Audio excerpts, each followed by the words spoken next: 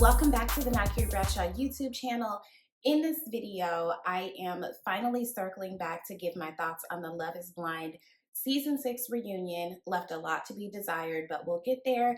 And I'm also giving you guys some tips on what to watch next. So let's dive right in. I found the Love is Blind Season 6 reunion to be very lackluster. It left a lot to be desired, and I feel like it went on for so long. A huge part of that, I feel, is because they thought that we cared about the former couples. I didn't even watch all the seasons of Love is Blind. So when they were going through and showing all these like clips and what these people have been up to, I was like, who even are these people? We were only really invested in Lauren and Cam. And Cam, they were the season 1 couple that everyone loved. And Cam got on Twitter and was like, listen, kudos to them, but we fulfilled our contractual obligations. We don't have to show up for this stuff anymore, so we're not going to. We got other stuff to work on. And I was like, good for you. I also felt like they let Chelsea off really easy. Chelsea really needed to be held accountable for her insane insecurity, for the level of gaslighting she did to Jimmy. I feel like Jimmy was held more to the fire than Chelsea was. And I did not see that coming, I guess because I didn't know all this stuff was happening in real life after the show. But it was really annoying. And again, it went on for quite a bit. I think that they might have let Chelsea off because she endured so much negativity online about her looks. And that's fine, but we need to talk about her insecurity and whether or not she's going to see the lady. Is she going to check in and go see the lady or what? Jeremy is dead behind the eyes.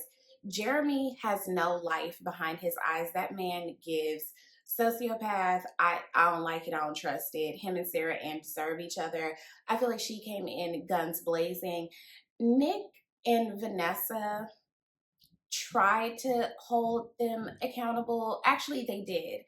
But just to pull over, am wondering if they're the best hosts for this show, because I don't find them to be a particularly compelling or interesting couple. I'm also not the kind of person that's obsessed with celebrity couples, so I don't know what couple would be fun and entertaining to lead this, I guess because they both have hosting experience. Maybe that's what the draw is for them, but maybe can we consider some different hosts for next time just to shake shit up a bit. Kenneth and Brittany, it took so long for them to even get to discussing them. They did not bring up the online rumors about Kenneth. Maybe that was just out of respect. I think it can be considered homophobic to question a person about their sexuality in that kind of setting if that person has never come out. You can't force someone to come out. So I'm sure they didn't want that kind of heat. It looks like the two of them have just decided to be friends and still consider themselves to be really close. Like, okay, sure, whatever, don't care. I continue to forget even the names of the couple that got married and seemed to be genuinely in love. Like, I hate that guy's hair though. Is his name Johnny? I hate his hair. I feel like it's stiff. It's like a stiff synthetic wig a little bit with the George Washington vibe. Put a little conditioner in there. Maybe try some Sacred. It just doesn't look soft. I don't like it. Clay and AD. I don't know if Clay was faking the funk like y'all said he was. I don't know if he was being sincere when he said AD is the love of his life. I don't know, but I know that the question was, what would you have done differently? Vanessa asked him, after you've seen the show, what would you have done differently? He could not answer that question, and neither could AD. Clay talked about him missing what AD did for him and how she made him feel, but he never said, this is what I would like to do to show up for her. And AD never said what she would like for him to do better to show up for her. It was, I did so much for you. I loved you so much. I blah, blah, blah, blah, blah. And I think that it might have been a good ego boost for her to see him grovel a little bit and say that he messed up and she was the love of his life. I don't see where she was the love of his life. She was just very devoted to being in service to Clay and would have gladly signed up for a life of being in service to him and not getting very much in return except for chosen as a wife. And I don't see that a bright future does not make, in my opinion. Even I listened to AD's interview on Cammie Crawford's podcast called Relationship, which I really enjoy. I think Cammie Crawford is an amazing host and interviewer. She's on Catfish. She's a former beauty pageant queen, I believe. Love her and her content down. I'll put a link to that in the episode or the video description, but I still didn't really hear AD state a real standard for herself. They touched on a lot of things. I recommend giving it a listen, but I was still waiting to hear this is what I needed from Clay, and this isn't what I got from him. And that's the part that I was missing. And I do have this fear that now that therapy is becoming more mainstream, I fear that certain kinds of men or certain kinds of people are going to use it as a selling point while still being incredibly toxic and not really doing the work, but just saying, oh, I'm a Black man in therapy and that should be enough. I'm wary of that. Yeah, this reunion just we didn't learn very much, and it went on for quite a bit because I did not need to hear from those other couples. The next show that I've been watching is The Woman in the Wall on Paramount Plus. If you are new here, I love British TV so much. A good British mystery will set me down. It will sit me down for weeks. Love it. I have binge watched Midsummer Murders. If you know, you know. So The Woman in the Wall stars Ruth Wilson of Luther. If you watch Luther, you know who Ruth Wilson is. And Daryl McCormick of Peaky Blinders. I think he was on Wheel of Time and he was on Bad Sisters. Very easy on the eyes. Gorgeous, gorgeous man. So what happened was there were these women back in the day. And this is a very small, very Catholic Irish town where the worst thing that you could have been was a young unwed mother. So they would ship them off in the night to these convents or these laundries where these women were basically performing free labor and being abused and having their babies taken away from them or used as a tool to manipulate and abuse them. So these women grow up to be extremely traumatized. Now, one of the women, Lorna, who is like our main girl, she has severe PTSD, severe sleepwalking. I was going to say insomnia, but I'm not sure the relationship between sleepwalking and insomnia. And she doesn't know what she does when she sleepwalks. So imagine her surprise when she discovers a dead nun in her house and a local priest who is connected to this whole thing is found murdered. But again, she be sleepwalking, so she don't even know what she be doing. Who can say whether she has something to do with it or not, right?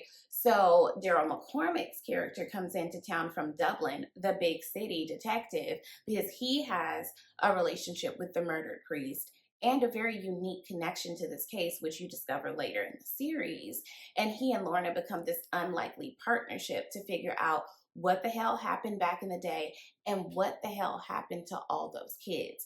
Because the women who were victims of this convent slash laundry have been looking for justice for a really long time. People didn't even want to admit that they were being abused. So that's happening while these women also want to know what happened to their children.